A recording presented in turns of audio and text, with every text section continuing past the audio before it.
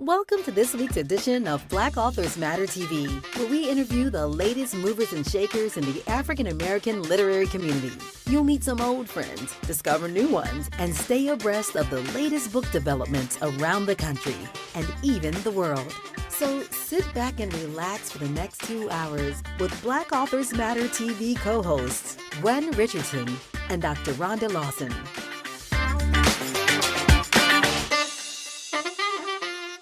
Good evening and welcome to the last edition of Black Authors Matter TV for the month of June. I'm Gwen Richardson, your host for tonight, and my co-host Rhonda Lawson will be joining me shortly. Before we bring on our first guest, I wanted to just do some housekeeping notes. The National Black Book Festival vendor registration is at 96%. So for those of you all who want to sign up, please do so as soon as possible because we do not expect to have space much longer, and there isn't going to be a waiting list. Once it's sold out, it's sold out. Also, I wanted to reiterate that for our event, the National Black Book Festival, the general admission is absolutely free, and the general admission includes all of the author exhibits for 125 or so authors, all of the featured author sessions, the ones that in the photos that you see that we're promoting. We've been promoting those for quite some time since we finalized the list of featured authors. We have a children's festival that's absolutely free where every child gets a book. We have face painting, we have door prizes, we have snacks, and we have 30 plus children's authors there. And what else is we have a space tournament this year, and the team that wins some cool prizes. So those things are all absolutely free. And if you want to attend one of our special events, if you pay, you're eating. So that's how it's differentiated. We have 3 eating events where we have a program and there's an actual full meal, not snacks. So I just wanted to let people know that our event is absolutely free, and we'll be advertising that more this year because a lot of people don't realize that it's absolutely free to attend the National Black Book Festival. That we have extras if you want to do those. That's optional, but just general admission, there's no fee for that.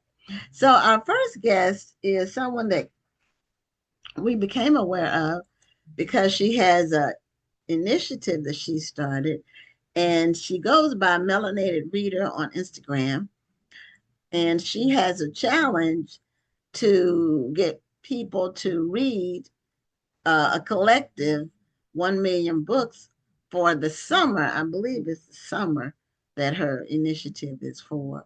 And her name is Crystal Forte. So we're welcoming her to Black Authors Matter TV as a melanated reader. And welcome to the show. Hello, hello, hello. Thank you for having me, first of all. Well, you're welcome. You know, we try to keep on top of people who are doing things, innovative things, as well as authors. Most of our guests are authors, but other people who are doing innovative things in the book space, we try to stay on top of it and bring them on the show. We recently added the audiobook narrators. We've interviewed several of them because that's a growing area. And so, are you an author? I wanted to ask you that. I am not an author. I am what they call a book influencer in the space. Okay. I am an editor as well. I do a little editing and stuff on the side. So, yeah, I do a lot. Okay. Yes, all right. And you were named the Bookstagrammer of the Year. Now, what year was that, and who bestowed you with that? That was for the Always Black platform on Instagram, Facebook, or wherever have you. Penguin Random House has those categories. So when they had their award ceremony, they nominated me Bookstagrammer of the Year. I think that was like, I'm pretty sure that was probably the last award show that they did. It was around 21, 22. But I was Bookstagrammer of the Year. I've been on several publications across the the diaspora, as you would say. And I'm just so excited to join you all. I just recently came from a book conference in New Orleans, and just doing a little stuff here and there for Black authors and Black readership, definitely. Okay, now did you go to the Black Ink? I Is that did. the I book just came from the festival? Black Ink Festival in New Orleans. It was a great time. So Now hope I you am, guys can. yeah, I am checking my DMs because my co-host sometimes she runs late uh because of her day job, and I wanted to see if she is still going to be, because she hasn't logged on yet. She hasn't said she wasn't coming, so that means she is coming. She's just late. Normally, she'll tell me if she's running late, but she's from New Orleans. That's why I don't Okay. know if she was there. So if she was there, I'd rather wait and talk about that Okay. once she logs on.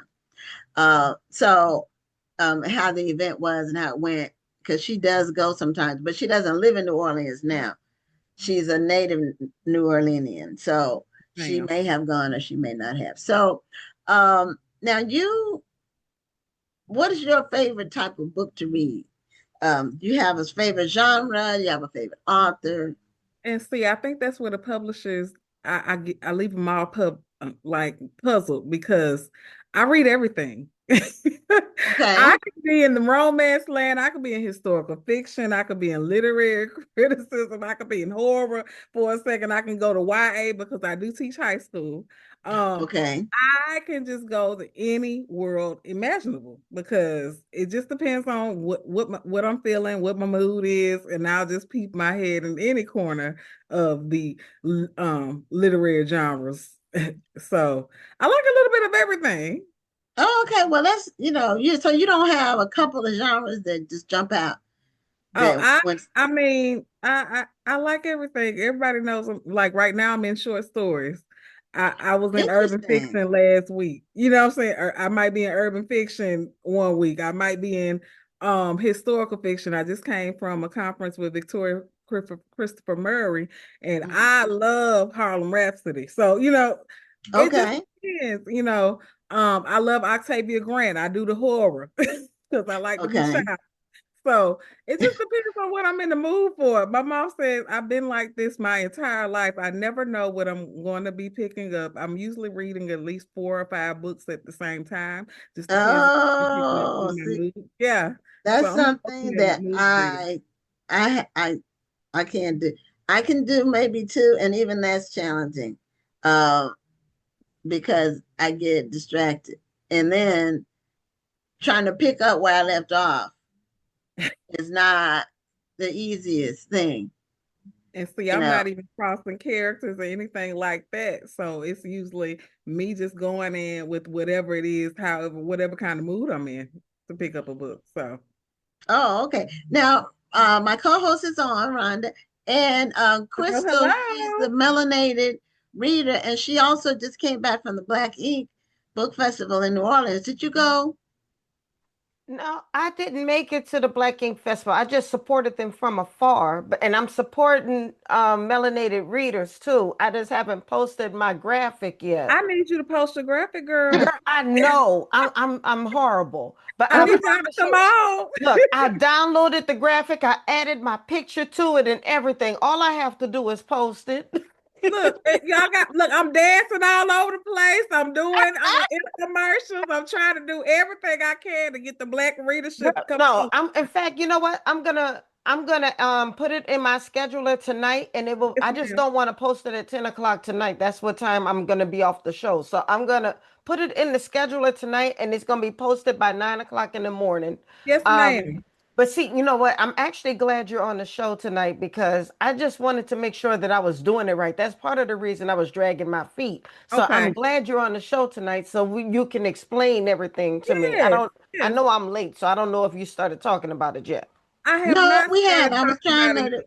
Yeah, we were trying to talk about some other things first, and before we Okay. got into, I was trying to wait Good, till she good, got good. Then on. I'm right on time Yeah, then. because I checked my DMs. I said, well, maybe she's not coming. Then No, you didn't I do was anything. coming. I Okay, was just running a little late, you I know. always check though. You never know. So things happen sometimes, when you have a full-time gig, which I don't have. Well, let me take that back. I do. I'm self-employed, so my stuff is 24/7. I'm So about to say people you call gotta put me the on time Sunday. in, People honey. call me on Sunday night, or they'll call me and say, I thought I was gonna get voicemail. So I'm always on, and I do answer my phone. That's one thing a lot of people don't. And if I'm not available, I do return calls. Well, if it's not a scammer or a spammer, one of them. I don't like want to return phone calls from people trying to sell me stuff or trying to. Yeah, I yeah. don't, everything I want to buy, I've already bought or it's on my list. I don't need you to prompt me to do nothing. So anyway, I know that's right. so Crystal, Yes, first of ma'am. all, how did you become the melanated reader? How did you build 30,000 plus followers on Instagram? It seems like overnight, but I've really been on social media now promoting Black books since 2018. I feel like I'm the auntie of the space right now, to be honest, because you got all of the younger girls out here. I remember when they branched off to the book talk world, and then I just remember so many different phases of social media and what we were doing at that particular moment. So I became the melanated reader because one of my friends from middle school, she messaged me and said, "Do you know that there's people on Instagram talking about books online?" She said, "You are perfect for this because I already know that you over there reading 100 books." And I said, "You know what? Yeah, and that was in 2017, y'all. This was 2017. Okay. He was telling me this. So Okay. I sat on the idea for 1 year and I made a page, but I was just literally just putting out like bookish memes and I might post a little something about what I'm reading. And then around the middle of 2018, I started putting my face in the camera and telling these people, giving all my bookish reactions and things. And I grew to 5,000 followers because the publishers told me you needed 5,000 followers to actually be a part of these influencer campaigns to get free books. And so I said, okay, I'm going to build my platform to 5,000 followers then so I can make sure that I get in on some free books because I didn't know this was a thing. So Okay. after that, of course, I grew a little bit, but my biggest growth spurt was when I did the stamped buddy read, and that ran in 2020, right when COVID hit, and we had everybody posting the black squares, and I was like, "Oh Lord, this is going to hell." But anyway, I said, "Well, I'm going to do a campaign where I want all the black people to read something of the same." Something similar. So we did Stamped. We read Stamped from the beginning. I had a teens run where they read Stamped the remix. We even brought the kids in. So the whole families were reading Stamped. And my platform grew over 15,000 with that buddy read. I had people reading from all across the world. You talking about people in China, you talking about people in the Dominican and the Caribbean, all over the world. They participated in this buddy read. And then I had 3 big Zoom conversations with over 5,000 people about the work of those authors. So after that, it just kind of bloomed from there. So I've done plenty of buddy reads. I've done author conversations. I brought people in during the pandemic, talked to different authors about their work because nobody was going outside.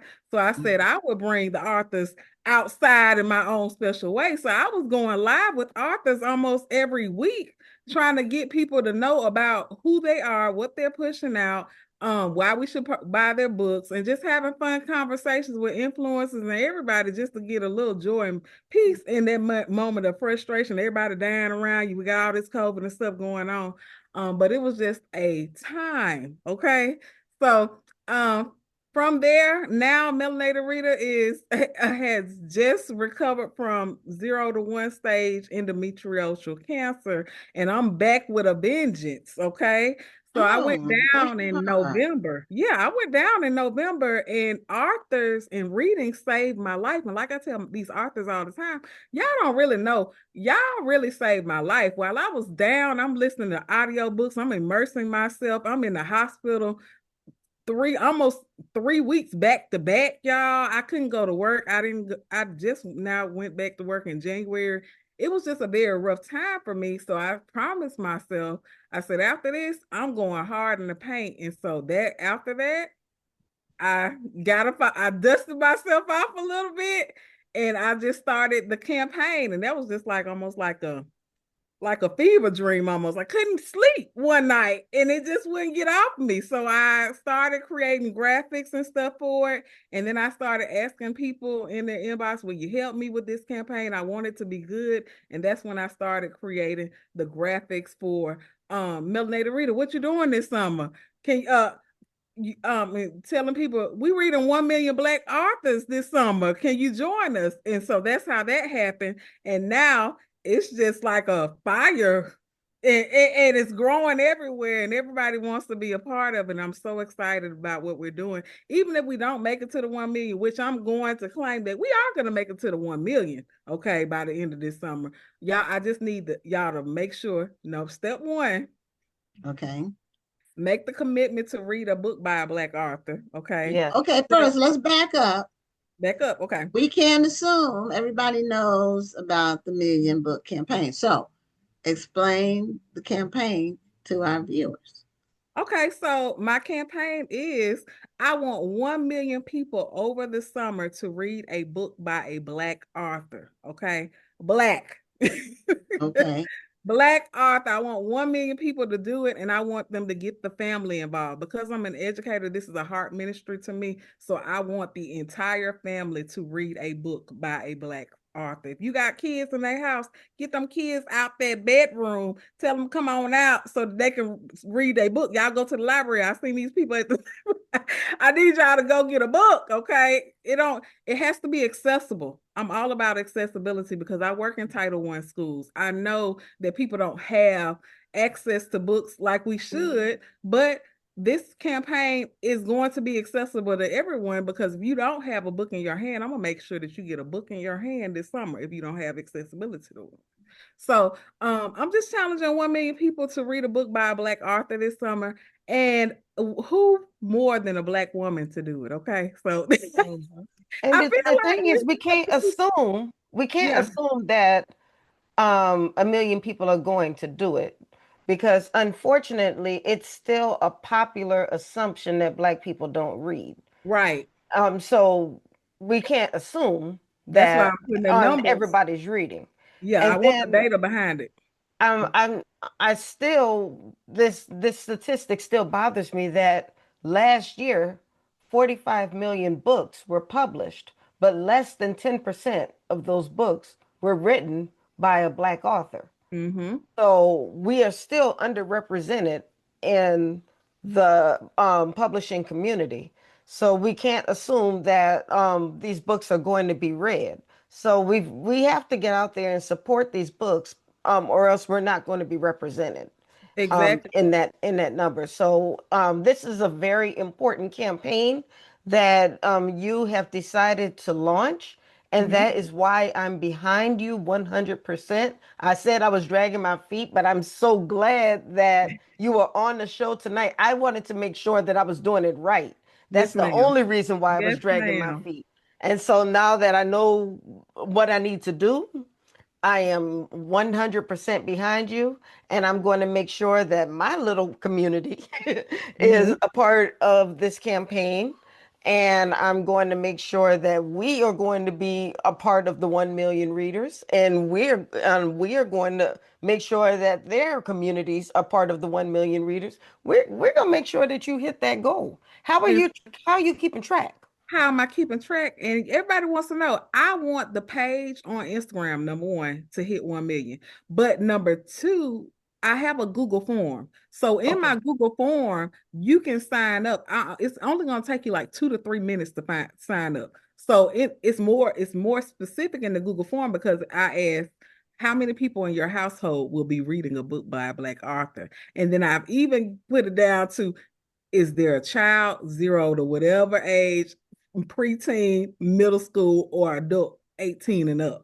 So I know what demographic of people I'm servicing. So when I go to these publishers and ask them, well, can we have a giveaway for this, this age group? I have the numbers to back it. You know what I'm saying? Because I'm not playing in the games with them at all. I'm gonna ask for the highest number. Y'all gonna be like, this girl is crazy, right? She is serious. But I'm very serious about the work that we do because they have the money to push it. And how we getting the independent authors also in the loop. I'm posting challenges so that they can participate in. Right now, I got a challenge. If you send me a video 20 seconds or less, I will put you in a grid with at least 2 to 3 others so that we can make sure we see your name and hear what your book is about, and you get your word out as to why we should read your book. So every week, every other week, I'm pushing campaigns so that independent authors, people who are published books that we don't know about, that are not just mainstream authors, can also push their work as well. So this is not all big time authors thing. I don't want anybody who's on line right now, watching me right now, to think that thinking large, like, oh, this is above me just because Melanated Reader had Eric LaSalle last week. No, I also want small independent authors who have published, self-published, who have also are publishing through small independent presses to actually get some shine with this commitment as well. Okay, so how do people sign up for the campaign?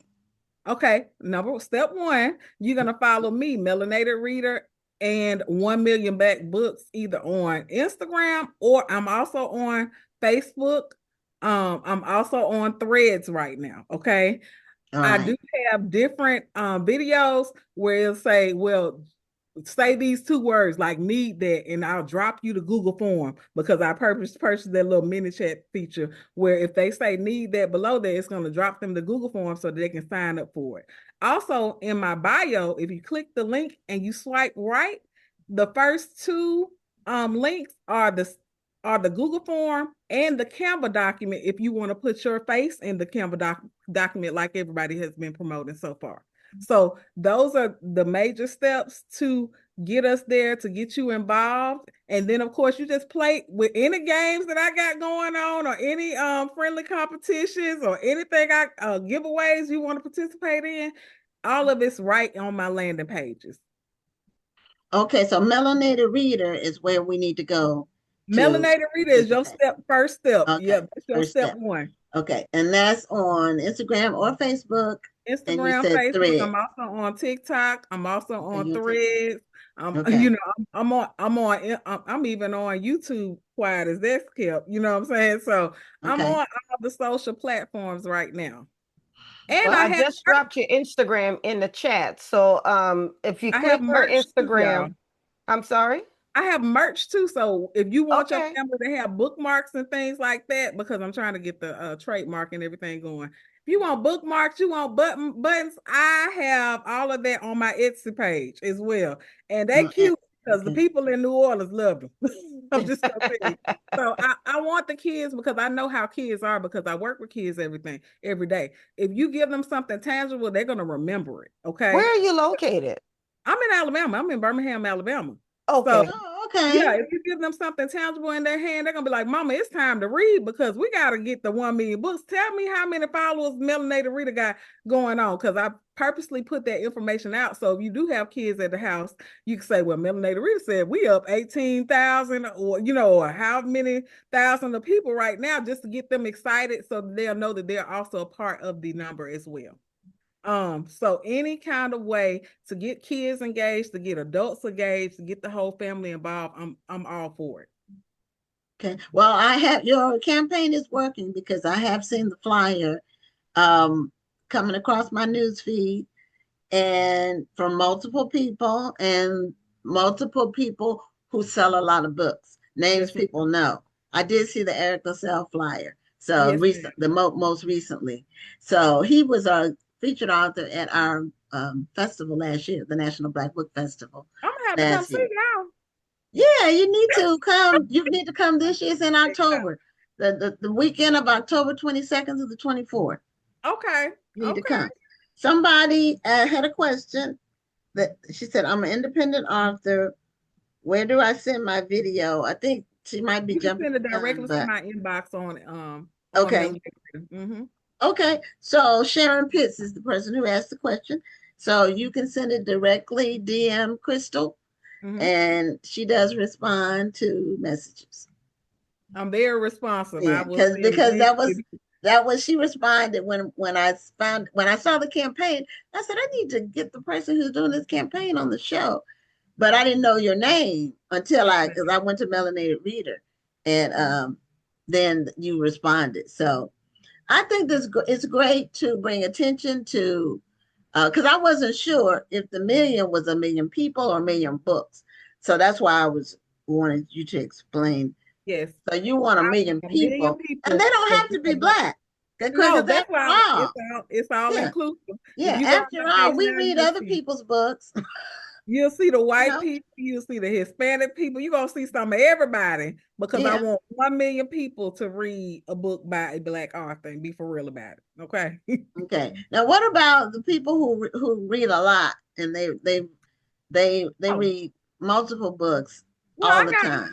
I got the Storygraph out for them now. The Storygraph is there. So if you want to read 30 books before September, the Storygraph is the challenge is also on Storygraph. So you can go and join the challenge on Storygraph to track your books, because I know how the readers we like to see our things, we like to see our trophy. So I also made a Storygraph challenge for the readers. So I think I did pretty good, y'all. But this is a good way to get your Goodreads popping too, because I know sometimes I'm bad about updating my Goodreads. So this is a good way to get your Goodreads popping. Go ahead and track all your books with Goodreads. Absolutely, because those count as reviews, and those let the publishers know those books are in rotation. So make sure you're reviewing your books, y'all. Yeah, Goodreads and Storygraph. Okay, see, I'm spent so much time between producing the show and planning for the National Black Book Festival. I don't have as much time to explore, these different things. I never heard of Storygraph, so that's new. And I'm behind on my Goodreads books because we're both authors, as Crystal. Okay. Ron and I are both authors. Well, multi-published. So it's storygraph.com. Is that what it is? I'm pretty sure it's an app. So it's a Black app. Not a Black woman too. Okay. So the Black woman's app, think Goodreads, but a Black woman has created this. Okay. And so once you go and you create an account on Storygraph, you can track your books just like you would on Goodreads. But of course it's for us by us.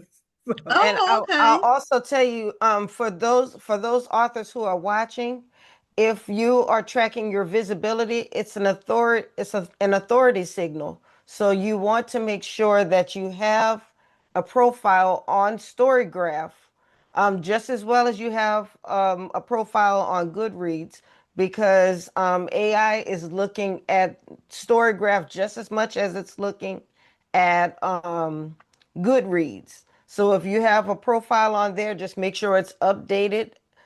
Just like you're updating Goodreads, because AI is looking at that too. And that's how it's going to be recommending your book to people who are consulting AI looking for book recommendations.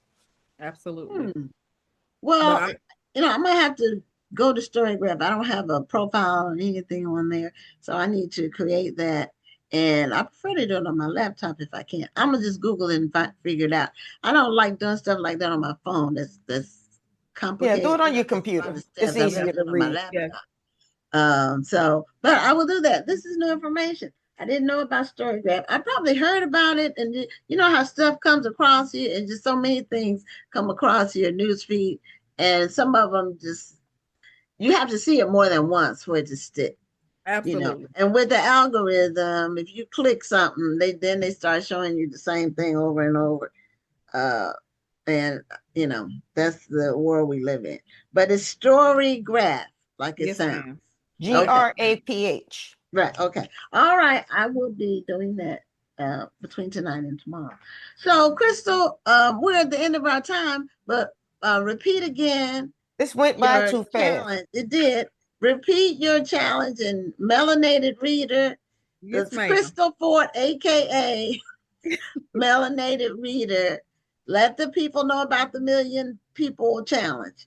All right, y'all. We are reading 1 million books by Black people this summer. I need everybody to jump on board. How are you going to do this? You're going to follow me at Melanated Reader, and you're going to also follow the 1 million Black books page. But if you come to Melanated Reader side, I'm going to show you. I'm going to walk you through all of this through my posts. So all you got to do is your first step is follow me. And then, of course, you're going to complete your Canva that shows that you're part of the challenge, and of course complete your Google form, which is the most important part, to show that your family is in on this. Come on and join us this summer. We're gonna have a bunch of fun. Right now I got about 3 or 4 giveaways going on, and everybody's gonna want the next one, and I'll cue y'all in first. I got the latest Octavia Butler's Pattern series coming out, and I'm doing a giveaway for 5 people who will win the first 4 books of the Pattern series, and the covers are beautiful. Okay, so you want to win this? Okay, and I got some Penguin classics right now as well that are a part of a giveaway. I need y'all to come on because I'm excited about giving them to somebody who's going to be able to win a collection for their house. So everybody get all excited, and then I got a teen one coming up too with the girls from Blackout, and y'all know that's Nick Stone and them. That's coming out tomorrow. So I need y'all to get on over here because somebody got to be a winner. Everybody can't be a winner, but somebody will. And I need it to be one of y'all. I really do want it to be one. Okay, Crystal, thank you for your enthusiasm about Black books and for being a guest on Black Authors Matter TV. We really appreciate you. And thank y'all for having me anytime. Okay, anytime. We'll be part of your challenge. I just need to figure out how to do it. But you'll probably see Rhonda's first before mine, but mine's coming. Okay, as long as I know you coming. All right. Have a great night. Thank you. All right, you too. Bye-bye. Bye-bye. Okay, it's good to see people enthusiastic about books. I agree. And authors. And Sheila, how it was okay. She said she would see us at the National Black Book Festival, which is great. Okay, so our next guest has been on the show before. I think it was a couple of years ago. And she had a children's book, as I recall. And I remember her because her children's book that she came on, it was from the area that I'm from. That's what I remember about it. And it was about fishing, and it was about a grant. And see, I haven't looked this up. I just remember it. You know, you remember a couple of years ago. I remember the guest. It's like something like if it's a good experience or a bad one. Or I won't say bad, but sometimes what can be challenging is, not everybody is conversant about their work. So you have to pull it out of them. You have to, make them talk. And so that's not always easy. That's a hard interview. But anyway, yours was easy. And now, what area was? Well, first of all, welcome back to Black Authors Matter TV, Desiree Cooper. Oh, thanks for having me back. Okay, I'm excited. Your book was what was it? Chesapeake? Where were you from? Yes. Chesapeake. Yep. I was kind of non-specific in the book, just coastal Virginia, but I live in Chesapeake, Virginia. Yeah. Right. When we were talking, you mentioned, because I asked you where you were from, because I'm from Newport News. And so Chesapeake is like right next door. Exactly. Same area. So, and it was about fishing with your grandfather, as I recall. Was that correct? See, I went fishing with my Uncle Jimmy in North Carolina. I didn't catch anything. But well, this was actually crabbing. Have you been crabbing before? No, but we used to have a crab factory in Newport News for years. I don't know if it's still there, but it was a big industry. You've been crabbing, weren't you? In Maryland? Did you go in Maryland? In Louisiana? Yeah. I thought y'all had crawfish. I didn't know y'all had crabs too. That's fair. I happen to have a bookmark. I don't know if you can see. This is the bookmark from the Oh, Yes, inspiration from the book. pretty. Yeah. yes. From the what was the title of that The book? name of the book is Nothing Special. Okay, all right. And I remember they were sitting on a pier and with their Yep. backs to the. I remember it. You It was do. My goodness. it That's was amazing. impactful.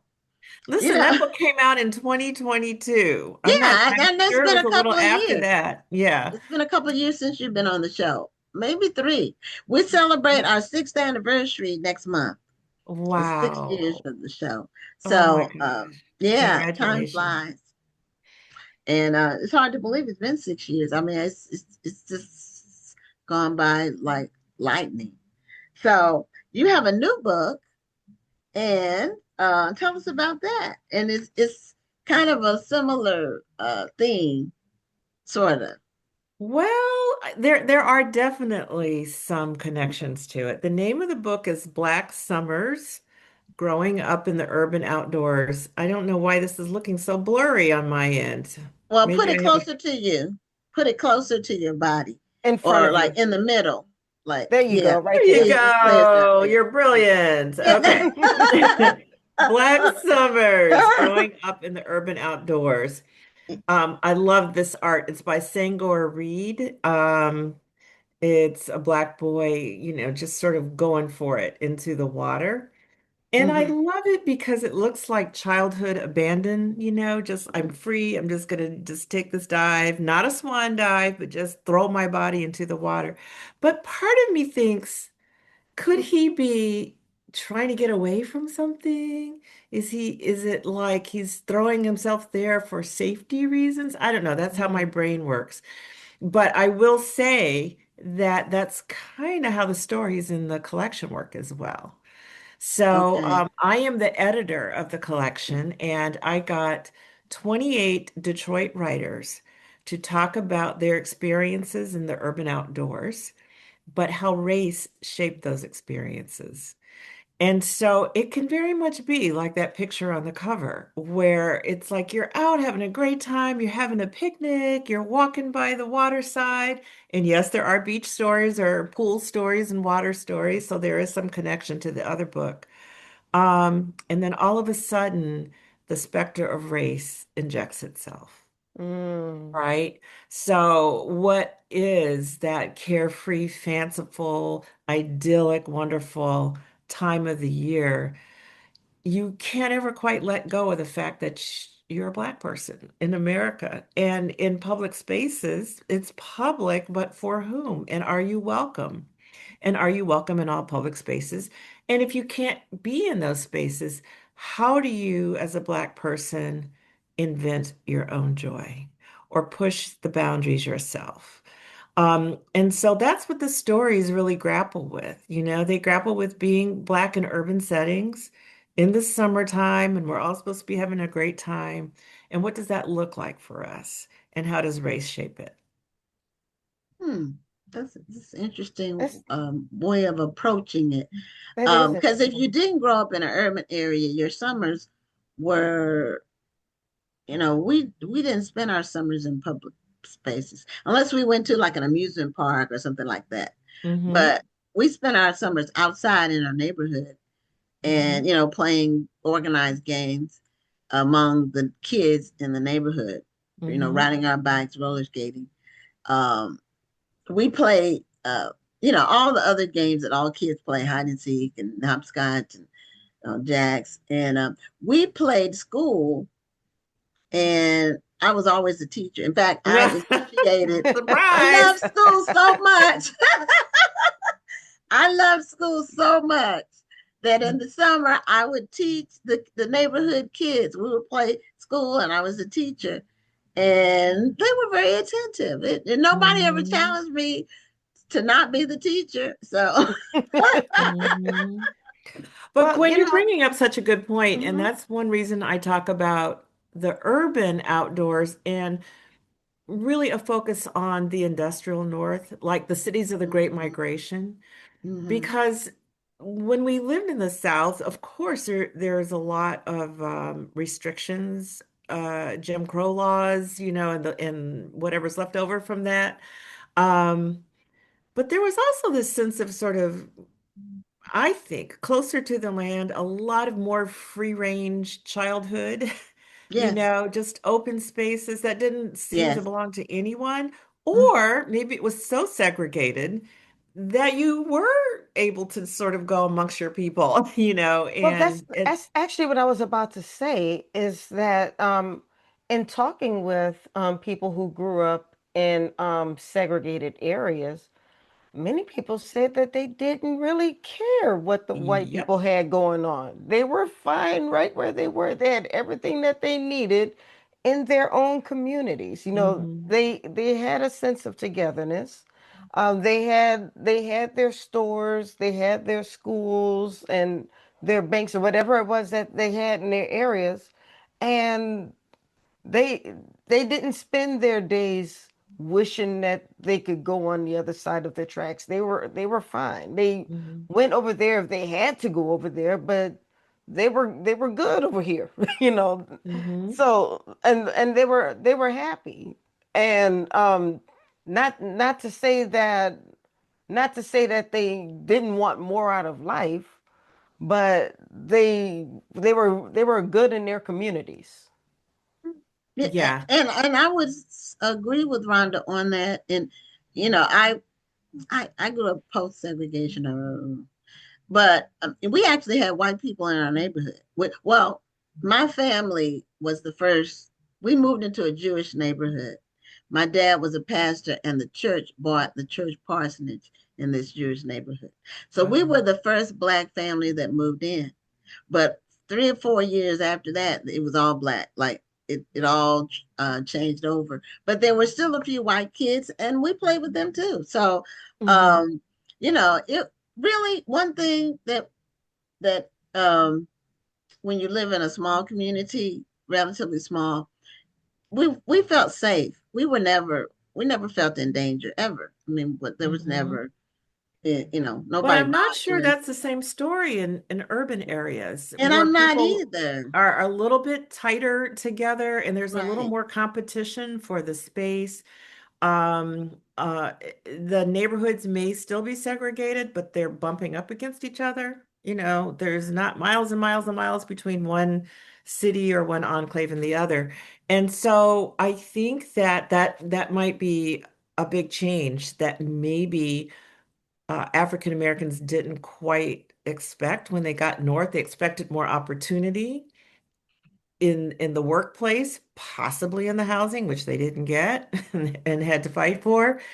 But the idea of them having sort of to give up the outdoor life, to give up land, association to land, to live close together in tenements, in very segregated, densely populated areas, that was hard. That was hard. And so then how do you create your sanctuary in those kinds of settings? And that's what one thing that sort of comes to mind when you read these stories that people are telling is how we made sanctuary out of very small, intimate things. For example, the stoop or the front porch. You hear about that in city life. The porch means a lot in Southern life as well. But everybody, it's almost like just trying to catch a cool night air in the breeze, or something. You want to sit on the porch or sit in the shade. But I think in urban areas, it was a gathering place. It was a place of ownership. There's one story, it's called Backyard Balm, and it's about Bridget M. Davis wrote it. She's written many other things, and she lent her talent to this collection. And she talks about how as a young girl, that front porch was everything, and how they hung out on the porch and they played games on the porch, and the adults watched the kids from the porch and blah, blah, blah. And then the 1967 rebellion came. And when that interjected, and I think those who did, I wasn't in Detroit then. I was born in 1960, so I was 7 years old when this happened. Um, It's kind of a history, it's out of the history books and old films for me. But when I watched what was happening in Black Lives Matter, and when I watched what was happening in Minnesota recently, more recently, it's appalling. You're sitting there saying this can't be happening in America, right? I mean, it's shocking to see our police forces treating us like the occupying people and just grabbing people and blah, blah, blah. Well, this is what she witnessed as a 7-year-old. And that took away the sanctuary of the front porch. You couldn't sit back out there anymore. And that's why this story is called Backyard Bomb. The backyard became the place where she really, sort of sat with nature, sat in safety with her parents looking over her, and started the healing from the trauma of the rebellion. So that's a little different story than you might have heard in some southern places. Trust me, there's plenty of trauma in the South to be had. But in the North, you're just in a different geography, right? Right. And so that means what we're used to doing to heal, to soothe, to become one with nature, we have to do it in a different way in the northern Mm. urban areas.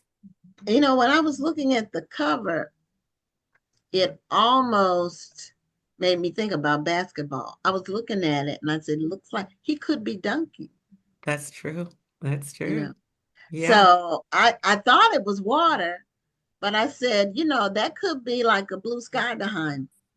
That's a good So point. he did a very good job of doing that graphic because it leaves a lot to the imagination. I found it evocative. I kept looking at it, it just really kind Mhm, of jumped out at me. Yeah. mhm. So what made you do the book about summers? I know you had your book, your children's book about summer, but so summer seems to be something that's heartfelt for you. Oh my goodness. Listen, I was in Detroit for 30 years and I was cold for 30 years. I never got used to Detroit. That is crazy. We don't belong there. I don't know what any of us are doing there, but I do not like the cold. I love the summer and I love the summer. It's just great. I'm a sun bunny. Mhm. But what really brought me to this was the story of um, a civil rights activist that no one talks about. Her name is Sarah Elizabeth Ray, and she was living in Tennessee and left Tennessee in the 40s to come to Detroit during that Great Migration. Uh, she was really seeking an education. She was very, very smart, but could not get to school. And so coming north was her chance to get her education. It took her a long time, but she eventually got her secretarial certificate. I mean, she had finally gotten an education, at least a piece of paper that said she had a skill, right? So to celebrate, she and her 12 classmates were going on a ride on this giant amusement park ferry that's called the Boblo boat. The Boblo boat picked people up in Detroit, carried them down the Detroit River. It was almost like an hour-long cruise down the river to Boblo Island, an amusement park, like Six Flags or King's Dominion or, things that we have now. Um, and you would stay there all day and then you would cruise back. And the Boblo Island was in Canada. So not only were you going to on a cruise, you were going to an amusement park, you were going to a foreign country. This was fancy, okay? But it was affordable. So any Detroiter who was anyone wanted to ride on the Boblo boat. Okay, when Sarah decided to go with her classmates, it was still segregated. She was the only Black person in her class, and naturally they threw her off the Boblo boat. Mm. So she went and complained to the NAACP. Very long story short, 3 years later, her case is before the United States Supreme Court, the United States, not Michigan, the Mhm. United States Supreme Court, where they ruled in her favor. and forced the integration of this boat. And I moved to Detroit in the 80s, in the mid 80s. And by the time I got there, you were nobody if you had not been on that bobble boat. Everybody went on that boat, as many times as they could every summer. It was just the way Detroiters opened and closed the season. Okay. You just couldn't wait till the next summer to get on the boat. And nobody ever talked about this woman that made that possible. I mean, Hmm. but for that, and by the way, she never got on the Boblo boat, even though she won the case. She was like, Wow. well, your chance to have my money has gone. It has come and gone. Wow. And so she Wow. refused to step on it. So, Well, that seems like a good subject for a book. You might want to, even though it could be like, it may not be like a full blown like biography from beginning to end, but just that particular uh, moment in time and what she went through. That's a story. And It there's is so a many story. stories being told now about Black women that have been, you know, the unknown Black women in yes, history that did things that nobody knows about, and we're learning about them now. So you might It's want to, amazing how many stories um we just haven't heard yet. yes, exactly. And this is why I'm so glad that there is a rise in historical fiction right now, because there are so many stories right now that are being told that we've never heard before, or that we only have a passing knowledge of. Right. And the story of the Bablo boat is one of them. I had never heard that story before, but now mhm. you've kind of awakened a thirst in me and wanting to know more about it. Yeah, she Yeah. was really like Rosa Parks. Really? We call her Detroit's other Rosa Parks. Yeah, I mean, And I this love was that. 10 years before Rosa Parks. and Okay. she was a kid, you know. Well, So she was a young woman when this okay, she was. happened. I thought you said Yes. she was Okay. in school though. I thought she went Um, somewhere with her yeah, classmates. she wanted to get her education, but never did, So this went to, past 18, close to Oh, 20. okay, okay, She all really right. worked hard to get that that Oh, so certificate. it was her secretarial school classmates? It Yeah. was those classmates. Okay, I thought it was And high school. and let Okay. me tell you something about them. Not one of them stepped forward to help Of course her, and not. the Of teacher course not. said she will go quietly, Wow. right? Mm. And she watched them sail away without her to celebrate. That's really a mess right That there. is a It's mess. sad. It's sad. It So is those sad. kind of situations really that can make you angry. I I know. it brings something back to my mind when I went to Georgetown uh as a freshman. There were so few Black people there.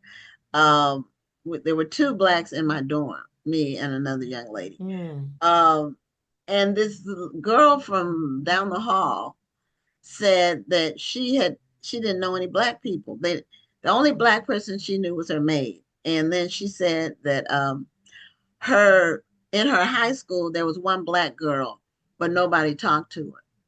And Oh she my said God. that so matter of fact, like, what, y'all never talked to this girl?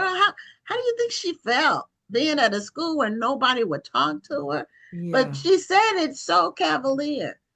Like, nobody talk. I mean, just, oh, that's a cruel spirit. Yeah. I mean, it's Yeah. one thing to actually be a child and sort of following peer pressure and never talking to that odd person out, whoever that was. It's another thing to recount it without any awareness. You know what I'm Yes. saying? Yes. Without thinking like that was terrible. Like we wouldn't even talk to her, you know? Right. Cruel. So I was a freshman in college, and this was her. So this was Wow. recent. Her high school, they had one Black girl in her high school. So Wow. I mean, it's just Hmm. but and a lot of the people that go to, uh, I'm sure it's still the same, but then too, they were wealthy white people. So that's a whole different type of white Yeah. person. Yeah. It's a whole different. I went to high school with white people because I went to an integrated high school and we got along fine. Yeah. These were different white people. These were Mhm. wealthy white people. They went to prep schools. They had no interaction with Black people at all unless it Right. was a maid. Right. And so it's a whole different group. But so Yeah. That was, that was really my first time experiencing racism directly. Like, Hmm. was going to Georgetown as a freshman, being invisible basically to those Yeah. people. That's a Um, tough one. That's a tough yeah, one. yeah, Well, yeah. so I did dedicate Black Summers to the memory of Sarah Elizabeth Ray. Oh, And I okay. talk about her a little bit in the intro of to the book, and that was really my inspiration. I mean, I was thinking like she broke down a barrier that sort of made that joy of summer possible, for so many people in and around the city of Detroit. What does summer mean to us now? If she were in Detroit now, would she say, wow, I can't believe, the strides we've made? Or would she say, what is going on? I mean, I did this fight. It was in the 40s, and we're still have like no playgrounds for kids and no rec centers and no swimming pools and no access to nature. What would that feel like? And so I asked Detroiters to think about that and share their story. Oh, well, say her name again. Sarah Elizabeth Ray, She R-A-Y Ray. she deserves her own story I somewhere. agree. I Yep, from absolutely agree. your lips to God's Yeah, ears. because that is a different angle of the same issue, Yes. but And it's a this is different this is point of something that view. we don't look at civil rights this way. We think of civil rights mostly as access to housing, access to jobs, access to education, equal opportunities for those things. What I'm trying to say here is that there's a civil right to simple fun, to simple being able to simply freely exist in a public space and to Hmm. have a good time. Hmm. And we don't really think about how the civil right for access to leisure was really pushed by young people. And that was going on at the same time we were trying to integrate schools and businesses and things like that. So when you think of young people trying to get access to movies, to swimming pools, that was a big one That in was the a big South and the North. one. Hmm. Beaches, parks. When I moved to Yeah, Detroit, amusement parks. amusement parks, all of Hmm. that, Yeah. hotels, resorts. Hmm. So, it's a way to think of civil rights in the context of leisure, something we think of about both as sort of normal everyday, doesn't everyone get to have a road trip, kind of thing, and something that we don't think about so politically. And yet that was another political fight for us to just be able to get away and have a good time. Right. Yes, it was. And so, well, Desiree, we're at the end of our time. I really appreciate you. No, It, already? it goes Oh, by goodness. really fast. Yeah. But we did Uh, put your link in the chat. I really Okay. hope that people will click the link and read this really amazing story. Thank Black you. Summer, And show the cover yes, again, and It's Black Black Penguin, Summers. Put it in front of my and face here. yeah, it's a beautifully done cover. Thank you. Black Summers growing up in the urban outdoors. Okay. And actually, my name is Desiree Cooper. So if you just go to Des, Oh, Cooper.com. Desiree. Okay, Desiree. Oh, Okay. that part doesn't matter. Okay. But Okay. DesCooper.com, and you can find Okay. everything you need to know about the book, including how to get it. Okay. All right. Thank you so much for being a guest on the show. Thanks for Um, having me back. I yeah, and appreciate we'll be it. on the lookout for a book about Sarah Elizabeth Ray. Okay, I'm I'll let you know. gonna. Okay. All right. Take care. All right, take care. thank Thank Have a good you. you. night. Good night. Bye-bye. Okay. Well, our next guest is, I think this is his first time on the show, but you interviewed him on your show, I Mm-hmm. believe, last year Yeah. before the book festival. I've And interviewed him on my show, I think, a couple of times. oh, you have? Okay. Um, he logged in twice, so and I forgot to make you the calls. Uh, So I don't know which device he's going to be logged in on, but he's an author. He has quite a few books because he brought them to the festival. But he started a magazine about crime fiction, which is what he writes. He writes in the crime fiction genre. So I wanted to have him come on to talk about his magazine, his online magazine. It's called Body Bags and Bullet Points. And I'm not sure exactly when he launched it, but he has a magazine about crime fiction writing, and he's a crime fiction author himself with multiple books. So Antwan Floyd Sr., welcome to Black Authors Matter TV. And unmute so we can hear you. You got two, you're on here twice. So I don't know which one you want to unmute, but on the other one, turn the sound off, because otherwise it'll be an echo.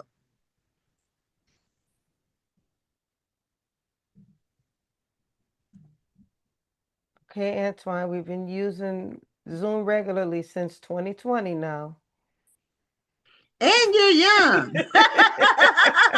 So, you know, I don't, young people don't get a pass on this technology. Mature, if it's a mature seasoned guest, then we give them some grace. So anyway, yeah. So you can't unmute. It's not working. The unmute's not working.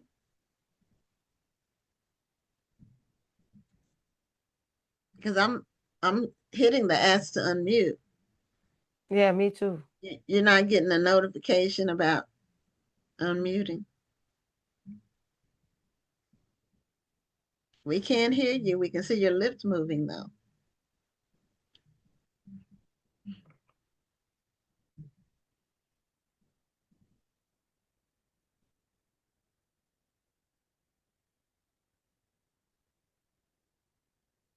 Well, in his defense, you know, Zoom has all these updates and it's so hard to find stuff now.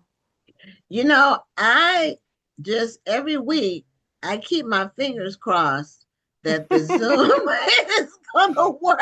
Yeah, I had a Zoom meeting on Sunday night and I could not find the doggone record button. They moved it. Is that better now? Yes, So we can hear you now. That's great. That's great. Okay. Yeah, Zoom does update stuff and then messes it up.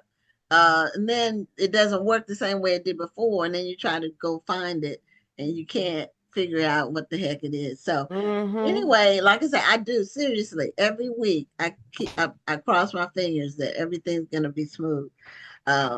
So you know, it's just the nature of the beast. So Antwan, welcome to Black Authors Matter TV. Thank you for having me. Thank you for being here. Good to see you again. Yeah. You too. Yeah. You're an author and now you're a magazine. What is your role? Are you an editor, publisher? What is your role at your magazine? I am the editor there. Okay. So you decide what goes in it. Correct. Okay.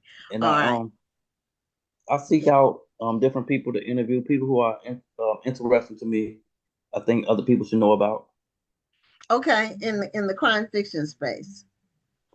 Yes, crime fiction and different stories that may have crime elements to it. So it may be a romance story, it may be something else.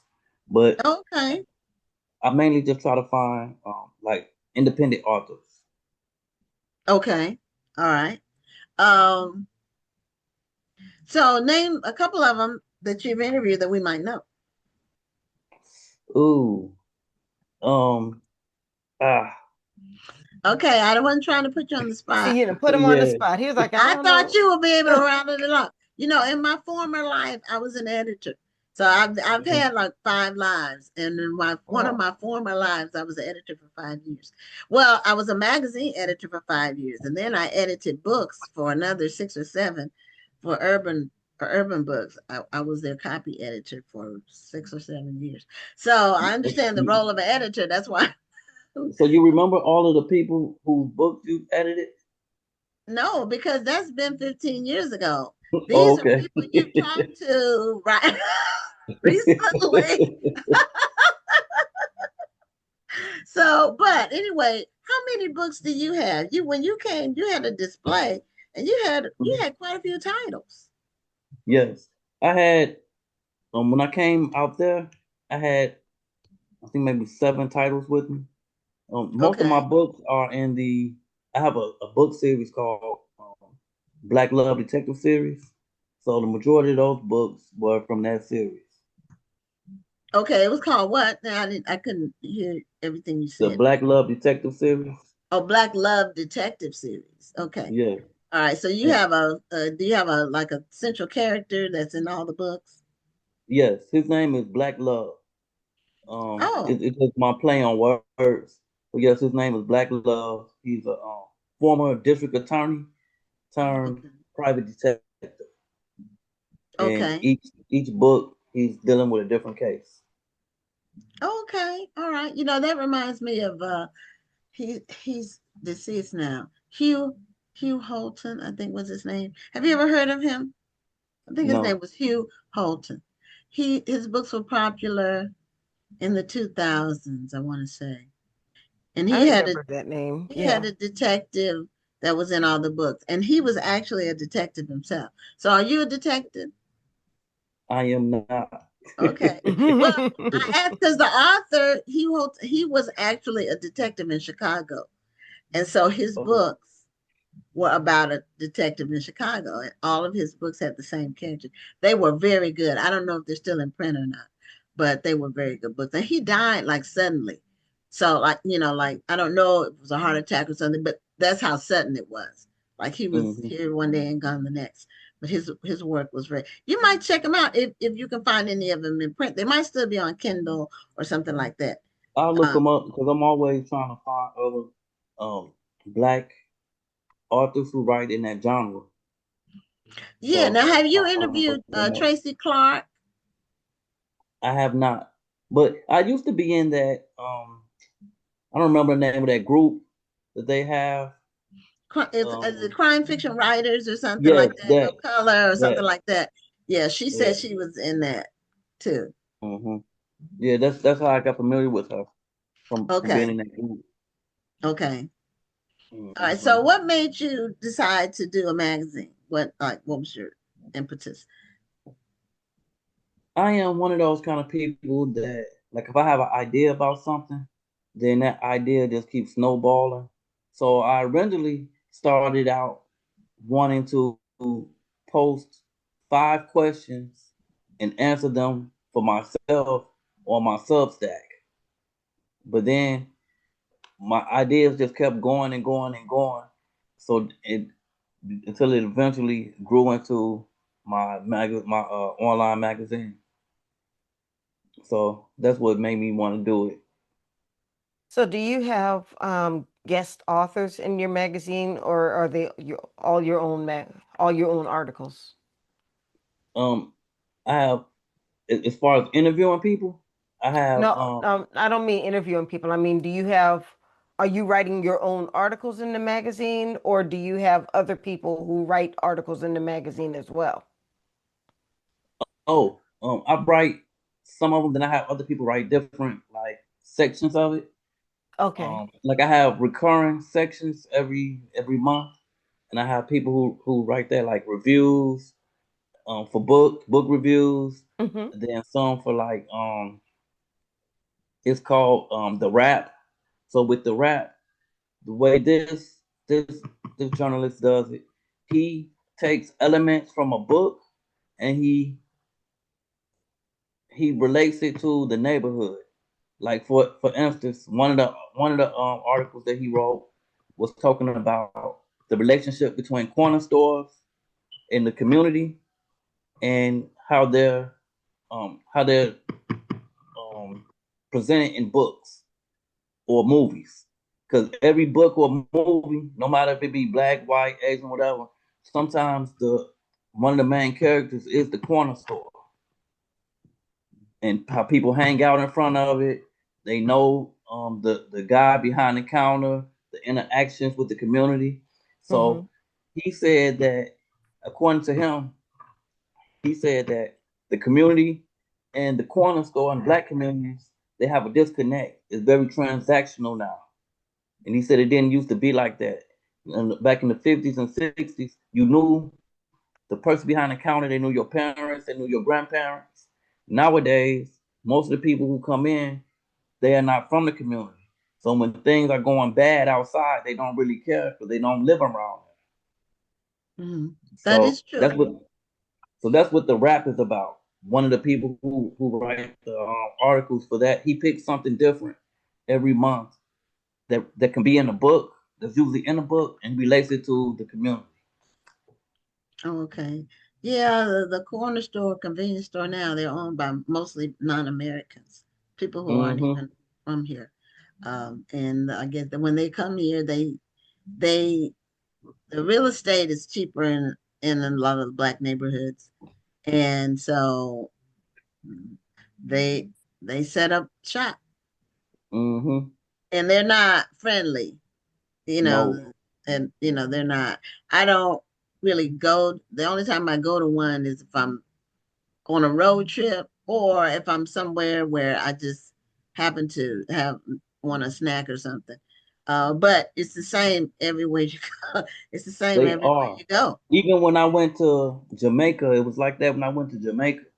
Oh, I yeah. went in, Yes. I was so surprised. I mean, I was shocked. Yes. I went in the store and there was Indians behind the counter. Yes. Yes. That's one thing about Jamaica. 80% of the stores are owned by Indians. Be they jewelry stores, souvenir shops, t-shirt shops, whatever. They're not owned by native, and natives don't even work in a lot of them. Now, well, what we do when we go, like I normally, when I go to Jamaica, I'm on a cruise most of the time. Well, the only time I've been is on a cruise. It's been like 5 or 6 times. But what we do is we'll get a native Jamaican to be our tour guide. So we pay him, it's usually a him, it's never been a female, to take us around to the places rather than because the cruise ship, they don't hire those native people for the excursion. They hire the Indians or whoever, but not the native people. They don't really get to benefit that much from the tourism unless people go to them directly. Yeah, that's what we did when we went. We went to Montego Bay. Yeah, and we hired a guy. He drove us around. Yeah, and for people who may not know that is an option, if you cruise, check it out. I would suggest don't go by yourself, and that's wherever you go. Outside, well, even in the United States a lot of times, but normally they are close to where you get off the ship if you go on a cruise. They're in the area and they'll be soliciting people. And so some of them, if they do it right, like they'll have a little handout with where they take you and things like that. The ones that we go to they're organized, so you know that this is something that they do, and they take us. They will take you to the places where there are black people doing business, so you can support them too. That's I didn't get to do that last time when I went. Okay. Well, the only time that I went, we went right at the beginning of the pandemic. Oh, okay. So everywhere we went, we were kind of on curfew. We were staying at a resort, but we were on curfew. So we paid for some excursions. So we went to do the excursions, but right after the excursion, we had to go right back to the resort. Okay. Yeah. Well, next time you go, do that because it's a whole different world. I've done the cruise ship one. I did that the first time, I went, but then after that, we always go with a native person. Yeah, and I did it because once I went to all those shops and saw all those shops are owned by Indians, I'm like, what in the world? I'm in Jamaica thinking I'm supporting Jamaican enterprise, And Mm-hmm. all of those places are owned by Indians from India. I I don't know. have And any. then I found out that the resort I was staying in was owned by Canadians. Yeah, it's almost like you get boxed out of the economy in your country, Mm-hmm. you know. Mm-hmm. So that's a whole nother topic. But anyway, I'm about to say, so about those books. because that could take you down another path. But yeah, tell us some more about the magazine. Okay. And how So do people get it? How are people able to get a copy and subscribe, or how do you do it? You just they can go post. on crimefictionmedia.com. Okay. And they can read the magazine there. I just started this year, and I drop them every month. So the Okay. month coming up, that will be my 7th issue. Okay. Like I said, I try to get a different author every month. Well, a few different authors, but I have them speak about different things when um when they're interviewed. Some are about their books, and some are about their journey, Okay. how they got to where they are. Um, it's been some interesting people that I've met. Well, yeah, met, I guess, and um, yeah, it's been nice.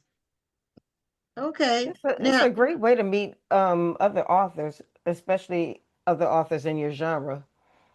It's a good yeah, way to Hmm. and network. it's not a lot of people like crime fiction is sort of a genre that it's not a lot of black authors in that space. I used to think the same thing, but you have to. What the problem is, you have to actually seek them out. There are a lot of Okay. them out there, but you have to actually seek them out. Like Okay. over the years, I've discovered a lot, but they don't get.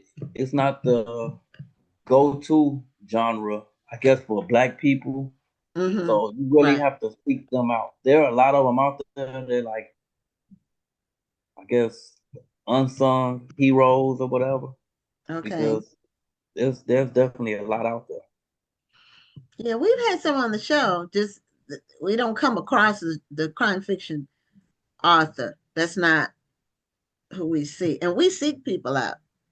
So to have on the show, um, especially people with new releases. So it, I remember being an author. I mean, not being an editor of a magazine, and the monthly issues. That was months rolled around so fast. Did you find They that to be the do. case? Yeah, You put yeah. one issue to bed, and the next one, And it's it's time for like the next one. it's time for the next. This is It was, this is the reason why I decided to make my magazine quarterly. I'm like, I'm not going to be able to keep up with the monthly magazine. yeah, it's a monthly is a lot It's a because lot.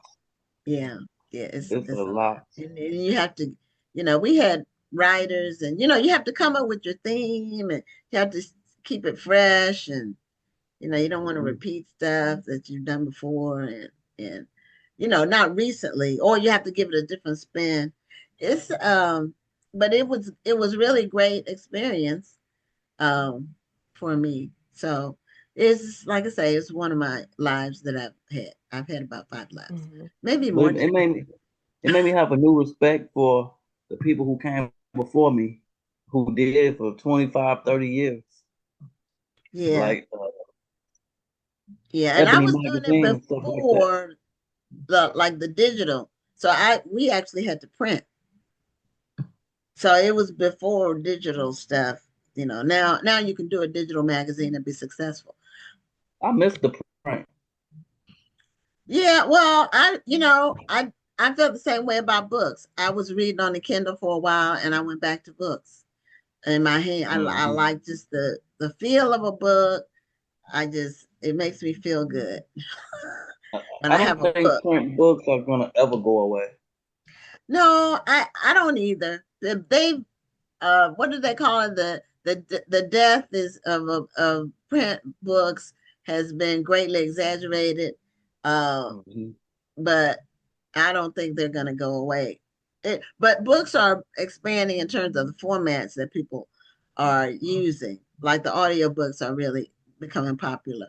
So are your But books on audiobook? Are they on audio? I have some books on audio books, but I need to read them. When Amazon first came out and they were testing that AI digital Mm. books, I put like 5 or 6 of my books on there, but I don't really like the way it sounds. So I'm going to get real authors. I mean not authors, real voice actors to Okay. Narrators. narrators. Yes, eventually Yeah. I'm gonna do that because I don't really like the way it sounds on the audiobook. But I've had a couple of people listen to them on audio and they didn't complain about it. So I don't know. Yeah, I did. I was part of that beta thing too, and I haven't even listened to mine. I'm scared to listen to them. I don't know what it's gonna sound like. I don't know if I'll be disappointed or I haven't noticed an uptick in the sales for that. You know, people buy either paper or they buy the ebooks on my books that my sales. So I don't even know how it shows up on your KDP report. So I guess I hadn't sold any since I hadn't seen them on my report. But yeah, that beta test, I maybe it's gotten better now, but it's best to get a narrator, a professional, not the AI voice. This is like when Yeah. AI calls you on the phone, those people who call you and say hello, and it just says hello like that, and I just hang up. You know, it's you know, AI is doing too much. But anyway, so you have had 6 editions and you put them on Substack. Is that where you put them, or you put them on Crime Fiction Media, or both? I put them on Crime Fiction Media. Okay, all Yeah. right. And and how many subscribers do you have? Do you want to say, or readers? How do you So define your I readership? mainly send them out to my email list. Oh, And okay, okay, yeah, to my email list. And my email list could be bigger. I'm at like 2,500 subscribers, but okay. That's a good I'm foundation. still growing. I'm still growing. Hmm. That's a good foundation. Now you talked about Substack, and I think Rhonda's on Substack. Um, I'm not, but tell us a little bit about the benefits of Substack, or what is Substack exactly? I know it's a place where people write stuff. That's all I know. But there's so many different places online. I can't go to them all, but I do As hear far about as I know, Substack. Substack can be really good, I guess, if you learn how to take advantage of it. I have not because I think some people make a lot of money off of it because you can get subscribers, and some people actually pay to subscribe. And that's another thing. Like when we both were talking about writing something to where you have um, issues coming out every month, and it seems like it's coming fast. Those people who are on Substack, they release stuff every day because people are subscribed to them. So they end up emailing people every day because they pay for it. And some people do audiobooks on there. Like they record their own audiobooks and record and release them on there. So Oh, okay. as far as what I was reading and stuff, some people say they make a lot of money off of it, but I guess I haven't learned how to tap into that. No, Yeah. you don't just have to you don't have to do it every day. As long as you are consistent. It can Oh, be weekly, it can be monthly, it can be daily. As long as you're consistent and you're putting out quality content. I I'm just starting to get consistent with mine, but I don't do daily. I put out weekly content, and I'm niche with my content. I put out specific a specific type of content on mine, and then not only do I put it on Substack, but I put it on Substack and then I promote it across all of my social media. do, I'll put it on Substack and then I'll promote it across my social media to bring people back to my Substack. So there are ways to promote your stuff, but all of it is really to promote what I'm doing. And then mhm. I can also take audio of my podcast, and I can promote that on my Substack as well. So it's you can just use it as part of your ecosystem. So it's So been it's beneficial just, for you? huh? It's been beneficial for you? Um, like I said, I'm just starting to get consistent with it, but I have noticed that I'm starting to attract subscribers. Mm-hmm. Mm-hmm. People will Yeah. support you because Mm-hmm. when I first got on there, I I used it for kind of a passion project. I've always wanted to write a fan fiction. So I wrote a fan fiction story and I was releasing different chapters every day. And I was getting subscribers from that. But that was a whole different audience from Yeah, what that's a I different normally write. audience. Yeah. Hmm. Mm. Yeah, it sounds almost like it's replaced syndication. Well, You it know, it can it kind of replaces a blog site. I use it more mm, as a blog site okay, when I want to put out longer content than just a than post just on, a post. okay. Yeah, it does. Now that you say that, it does seem like an updated version of Medium. Yeah, Hmm. well, people when they have syndicated columns, um, they get paid for those that, depending on which papers used to pick them up. That Yeah, used like to be a April Ryan thing. has a Substack. Okay, so Yeah, like people, journalists use it right, journalists as would have, like actual journalism. right, They put their actual journalistic articles on there. right. So yeah, a lot of journalists will have it for op-eds and commentaries. You know, Let me ask you this: okay. for you, when you do your Substack, have you, since you've been on there so far, have you built community on there? 'Cause I know a lot of people, a lot of different people who post, they No, have like that's communities I with have other. not, but that is my goal to build a community on there. I have seen people build communities on there, and I think I'm a part of some communities on there. So my goal is to kind of build a community on there. Hmm. Yeah, all these platforms, and you have to build all on all of them, and you have to Well, decide. it depends on if that's what you want to do. You don't have to build a community on Well, there. I'm saying in Mm. order for it to be viable, otherwise it's like the tree that fell in the forest and nobody was there to hear it. Did it actually make a sound? So, No, you know, but no, like I said, if you don't have to, and it still makes a sound if you're promoting it. Um, I I haven't built a community on there, but because I post on there and promote on my other social media platforms, there are people who are still reading my content because I promote it on my other platforms. okay, okay.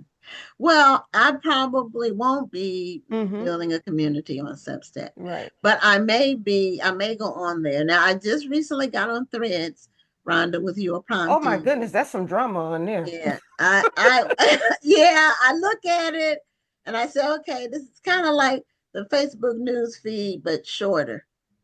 Are you So on Threads, Antoine? I am on Threads, and I loved Threads when I first got on there. But I will be honest, I have screwed up my algorithm because now that all only thing that really pop up on my algorithm is single women. I don't see anything about books anymore. Nothing I about see books. stuff about books, but it seems like it's just people arguing about books. Well, I would love to see that because I'm tired of seeing women talking about they're looking for a man. Well, you know, I don't know how to switch. we have I don't about know how two to switch minutes my left. algorithm back. We have about 2 minutes left. Do you have any new content, any new books coming out? Um, I do not, but I would like to talk about my app. So Okay, I am in the process of publishing my app, Crime Fiction Plus, and nice. you'll be able to go on there and get my books and get my um the uh body bags and bullet points magazine. Okay. And if you want to be the first to try to support one of the early beta readers, you can go to crimefictionmedia.com and send me a message, and I'll make sure that you get the information you need to try to support that. Okay, well, I did put your link in the chat, crimefictionmedia.com/bodybags bullet points, issue 6. I think that's the magazine, right? Yeah. Okay, so if you go to crimefictionmedia.com, they can also find your app on there as well. Yes. You can find the you can message me, and because I haven't I'm still in the process of getting it on Google Play and the Apple Okay, Store. And if you want to be one of the early subscribers, then you can reach out to me there. Okay. So yeah, perfect. you're still building it. Yes, I got to get Yeah. approved. Oh, you have to get it approved. Okay. All right. Hmm Yeah. Yeah, they're just not gonna let anything on these people's Google now. No, Yeah. I didn't realize it was. I didn't realize it was such a lengthy process. I thought I was just gonna be able to just upload it and I'll be good to go. But Yeah. it's all good. Yeah. We're having an app now for the book festival, but we Oh, went through a event platform that allows you to build your app on that platform, and they have all the elements that an event would normally have. So all you have to do is build it in terms of the content. So for the exhibitors this year, we'll have it. Well, it should be ready, about 90 days before the festival. So it'll have everything people need. All this, the stuff about the hotel, the shuttle, the time, the schedule, all the other exhibitors, everything like that. yeah, that So makes it really convenient. yeah, yeah. So we're Hmm excited about that. You have to, do keep it fresh. hmm Well, Antwan, thanks for being a guest on the show. Congratulations on your magazine. Thank you for And having me. and I think it's great. I love innovation. Thank you. I appreciate it.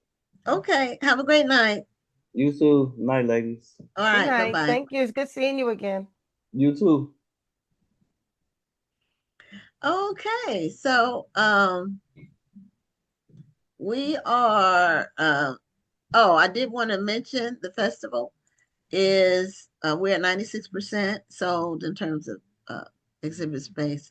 We have a very like 3 slots left. So if anybody out there is still interested in signing up, please don't procrastinate because we will not have a waiting list. Our sell through is already built in for whatever drop off we will experience. So, but we look forward to it. It's going to be this is going to be the best one yet. And Rhonda is going to be there interviewing all those featured authors as a literary correspondent. And she's going to have her hands full this year because we I have know, because you 10. got about 1 million special guest authors. I'm trying to read all these people books. It's 10, but your Audible gift card is coming. You can listen to them, well in advance of the festival, or even if you Yeah, don't, I've already started. I've already started on them. I'm about to start on the next book pretty soon. because some of them aren't out yet. Some of the books haven't been released yet, so Yeah, that I'm starting on the ones that are they're out. already Yeah. out. Okay, all right. Well, we are bringing on our final guest, and she is new to the show, first time guest. She is a YA and fantasy author. Oh goodness. What? Just My, someone you know? no, I'm sorry. My mind is bad because you said she is a YA, and I've been being real funny with my boyfriend lately, and social media has been messing up my mind lately, and It can do there's that. a term out on social media right Oh, now, there is. not YA. They use a different letter, YN. So when you Okay. said YA, I thought when you said YA, my mind went to YN. I was like, and I was about to say Gwen. And Well, I don't know if I want to know what it means. I'll learn it soon enough. I well, don't want to know either. well, I'm not not a a I'm not a YN. I'm not a YN, whatever that is. you're a young Norma. Yeah, that's it. A young Norma. Yes. That's Okay, But you good. know I what? like Look, that. watch this. Now that I've said YN, Y'all are gonna see, it's gonna pop up in your algorithm or something, and you're gonna see what a YN is, and then both of you are gonna be like, Rhonda. Well, very little surprises me anymore. It's just so. That's the reason why my face went blank when you said that, but okay. We're gonna get Well, past I'm that glad now. it's not a bad thing, because first when you said, "Oh Lord," I was No, like, if she did that, "Oh that Lord." means it's adult. Let me say that it's adult. It's very adult. That's all. I know Okay. Rhonda. Well, I'm There are so people glad laughing to in the meet you, comments right Dr. now. Rhonda. So anyway, Well, Norma it's just a DeShields, pleasure to meet. welcome to the show. Thank you. And thank you. I'm so We're glad so to glad be to have here. you. Thank I've been you. watching. I'm like, I hate when new people come to the show and then you're you see welcome. how we act when we have company. Well, I think we're all in the cuckoo for Cocoa Puffs category every now and then anyway. Well, But it's a pleasure. It's a pleasure. Thank you for having me. No, it is a pleasure having you here. Welcome to Black Authors Matter TV. Thank you. Thank you. Thank you. Okay. And Now, it's nice to meet you, Gwen and Dr. Rhonda. well, thank you.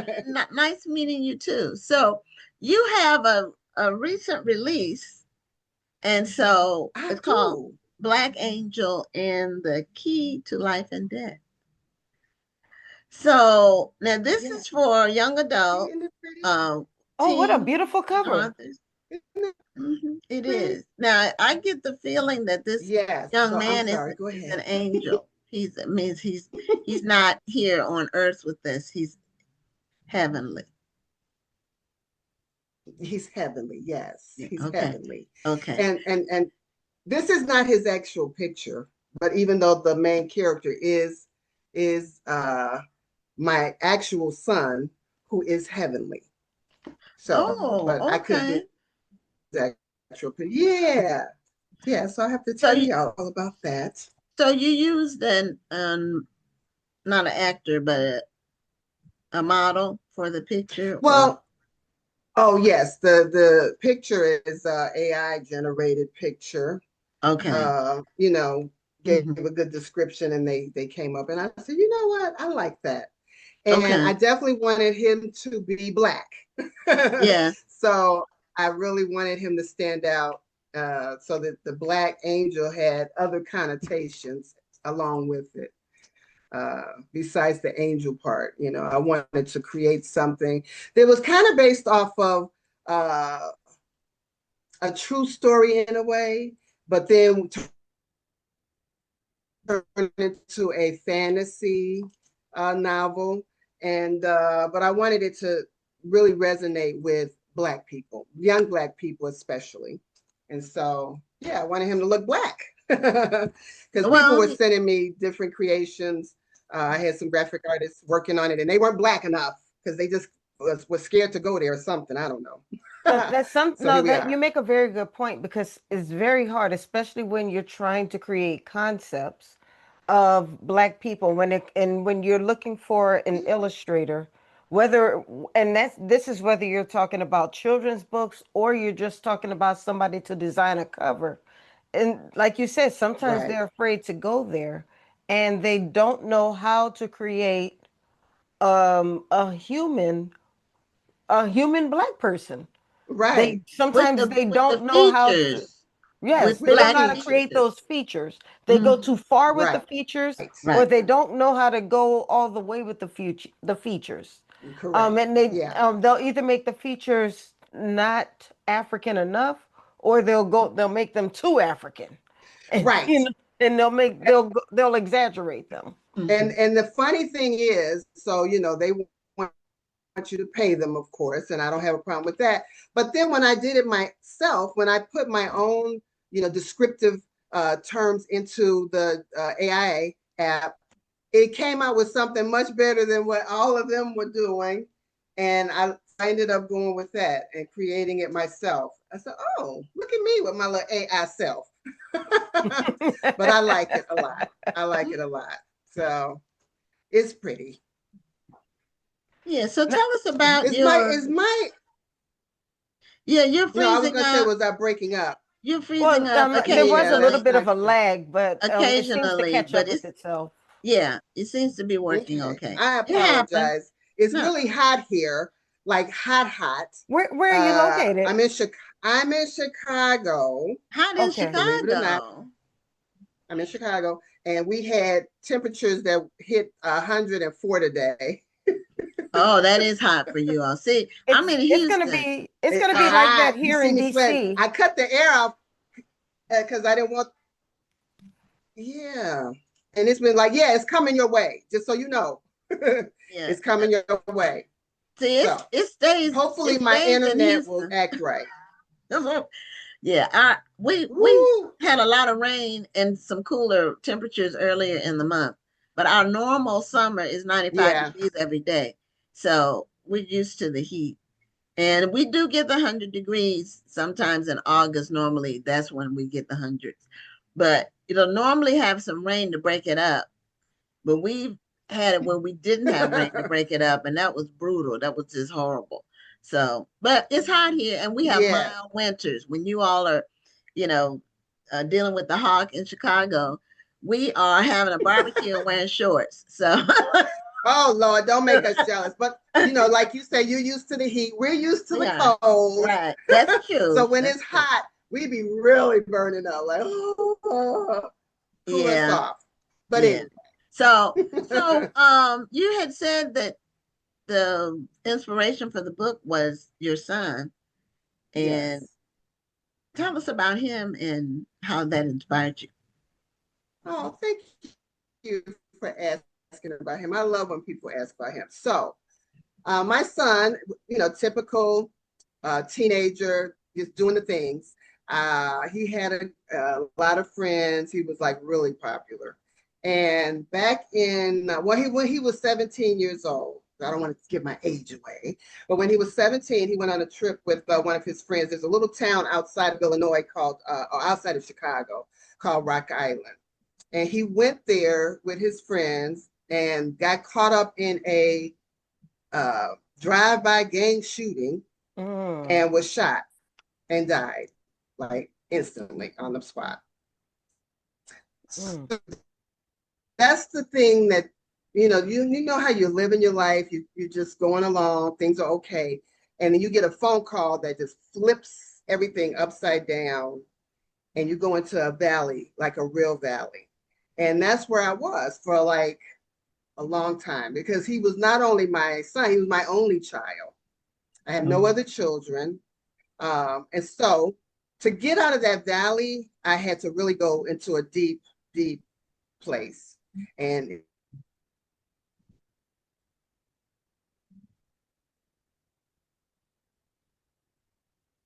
Okay, it froze. It froze. Oh, okay. I thought it was me. Mm-mm. now, Okay, yeah, if you froze for a minute, but you're back now. okay, what did you hear me say? Yeah, it keeps saying my internet is unstable. It's probably burning up. Oh, okay. Well, you said you went to a deep, deep place. That was the last thing we So heard. before I wrote the Black Angel book, I had written devotionals, which were actually my conversations with God. And I was one day on a trip with my church to Israel. This was before all this stuff that's happening out there now. You can't even go. But I went, and then I was sitting on the bus, and we had gone to the Garden of Gethsemane. And I was sitting there, and I really heard like God speaking to me, and he told me, I know what you're going through. I lost my son too, and I really felt, okay, I can really help people, because just like God helped me, I wanted to help people. So I wrote 2 devotionals before I wrote Black Angel. And that kind of got me out of the valley. And so then just through thinking about what was he doing, what was heaven like, what was he like now? Was he the same? What was he doing? It caused me to just kind of start writing again. And that's what Black Angel kind of developed from. It was, hard to write because I had to write the day he died. But then in my mind as, it's not a bad thing. And so he is doing good things. And so he meets friends. It's a very diverse book. He meets a Latino friend. Her name is Isabel. He meets, died in World War II, but was 19, who is from Britain. So he has a friend from British friend. And then he has some friends here in Chicago too. And they team up and they go through these battles between good and evil that will put you in the place of, the Lord of the Rings, when they're fighting the orcs are always coming after them. So they have in the spiritual realm to help their people and friends that they've left behind in Chicago, because now the enemy wants them. And the key, when it says the key to life and death, so that was given to me in a scripture, the scripture that says I have the key, and you can loose things on earth as they loosed in heaven, and you can bind things on earth in heaven. And so the keys that they're trying to get are so that the people can be bound or loosed. And so I won't give it all away. Right.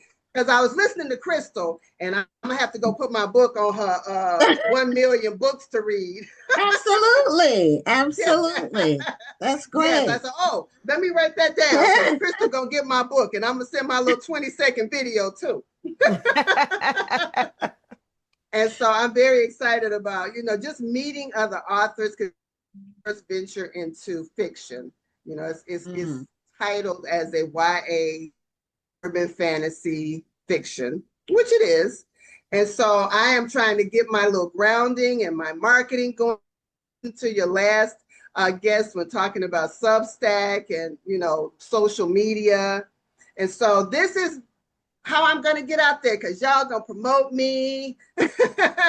And we're just going to, really network and work together and really promote, because I love to read.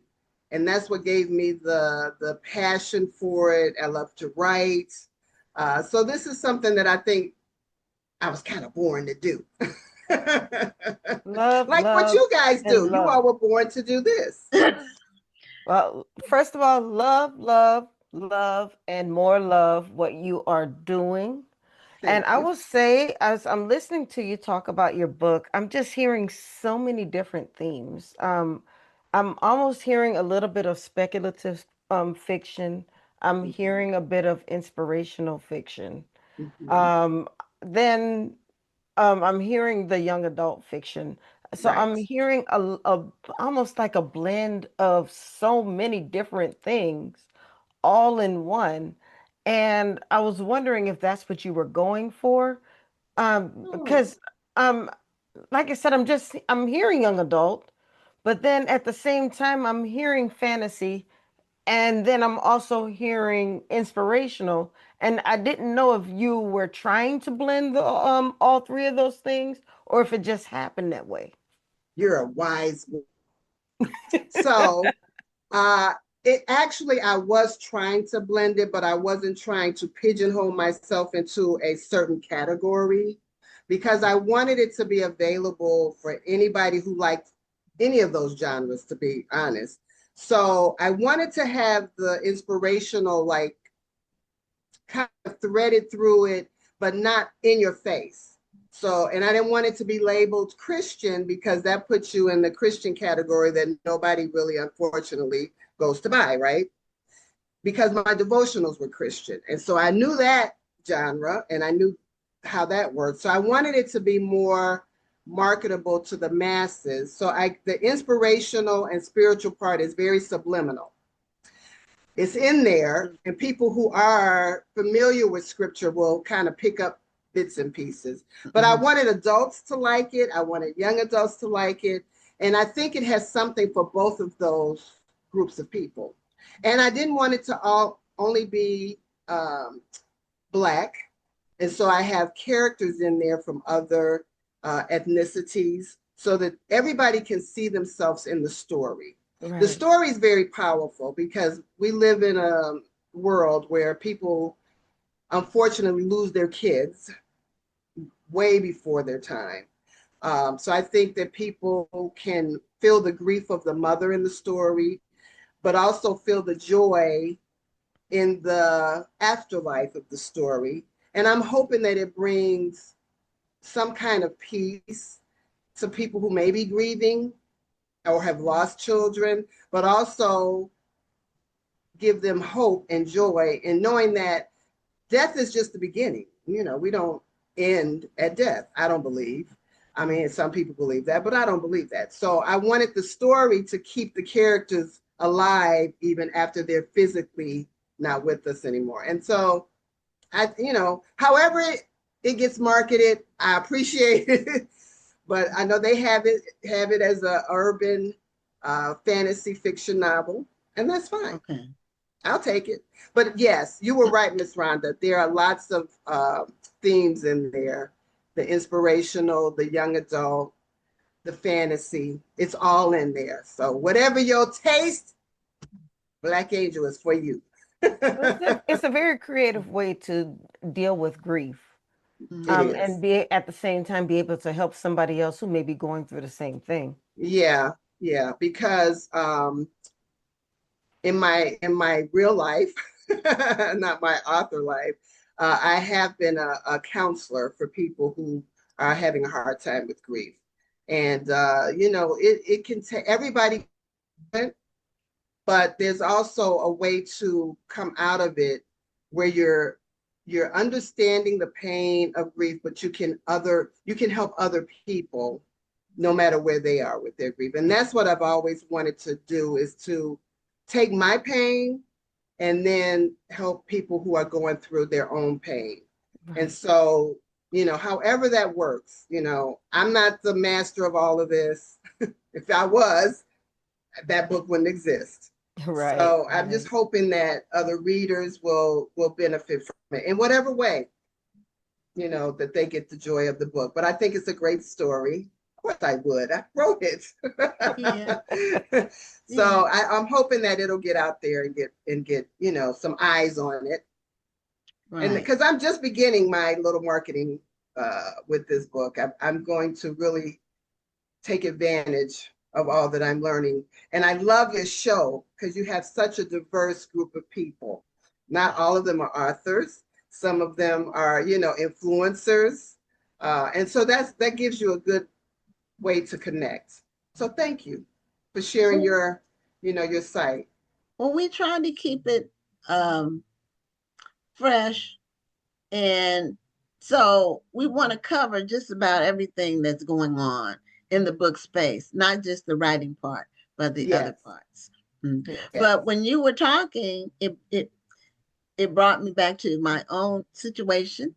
My daughter lost her baby in utero at 33 weeks. And it happened on Valentine's Day this year. I'm sorry. And so she's still going through because you have to still give birth. You have to go through labor. They have to induce labor and you deliver a stillborn baby. It's the worst thing I've ever been through. And I've lost my mother, my father, and my brother, but seeing your child go through that, it's very difficult. But she was, Mother's Day was difficult for her coming up.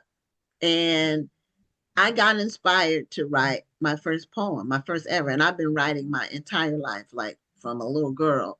I never did poetry, but I wrote a poem and I'm going to send it to you. It's called When Your Child is in Heaven. Oh, thank you.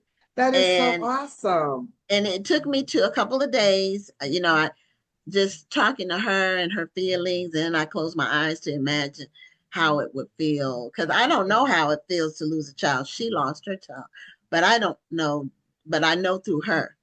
So yes, and you had your grandchild. Yes, it was my grandchild. Yes, and my first, my only. So, and she's my only child. So when so I'm going to send you the poem. I had so many people. I didn't copyright it because I just wanted to share it. But I posted it online after I wrote it, and so many people reached out to me and said they were giving it to their friends. I told them share it. It's not a copyright, and I didn't realize how many people had lost babies, like until they happen to my daughter. Then Right. everybody starts telling you I Yeah. lost two. One lady said she lost twins. You know, one lady said she lost four, and then she had four children. Oh, So wow. I mean, she lost four, and then she still had four children after that. Yeah. Well, So losing a child is the worst, I believe, because I've I lost believe so. parents too, but it's nothing like No, losing a child. no, it's the worst because I'm going to you send your expect to daughter lose your something. parents. Okay. Yeah, I am. You I'm going to send expect it to to lose you. your parents. You know that, Yes, that's going to be it's the coming. evolution of life. Yes, Right. but you don't expect to lose a child. You No, just have no that one expectation. is a rough one. That's Yeah. that's one of those ones that it's only by God's grace you're going to be able to deal with that, Right. because that's not humanly natural. No, There's it's no not. way to grasp it in your mind. It just Right. isn't. And so Right. you have to have a, a source that can help you. Yes. Yeah. And I don't know how people deal with it that don't believe anything. I don't I don't know how they could deal with tragedy if they don't have a belief in God. I don't know how I don't they know either. I don't know. And I don't want to know. No, I don't want to know either.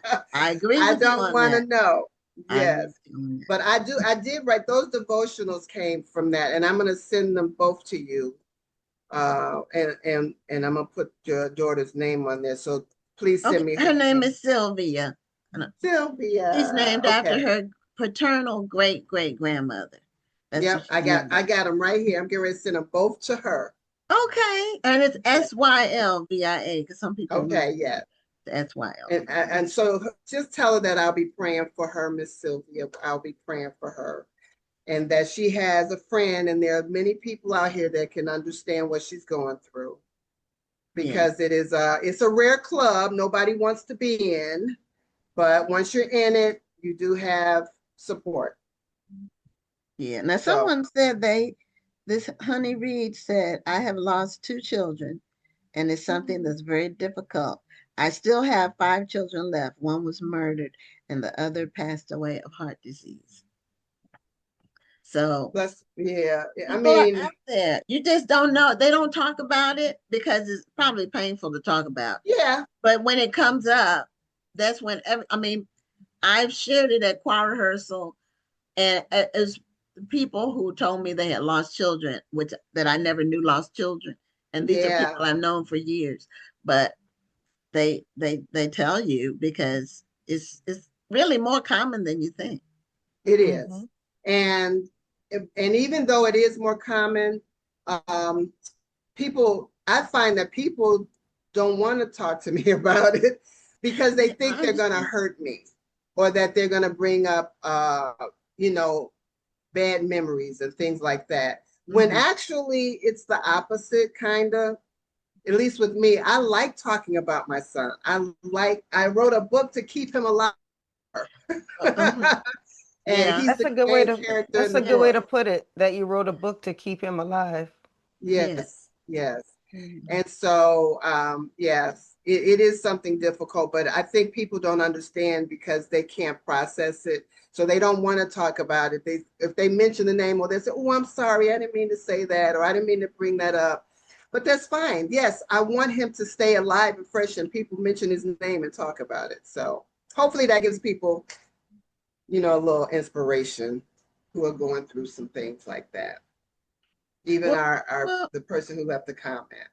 yeah. Well, we're at the end of our time, the end of the I know it show. went by so It It really fast. does go by fast, but your link to your website is Oh in the yes, chat, thank you. normajeanbooks.org. Yes, So we just ask everybody to please click the link and support this book, support your books with the S on the end. yeah. And there are people yes, who are experiencing the hurt of losing a child. And this is a creative way to deal with that type of loss. yes, it And is. so please support these books.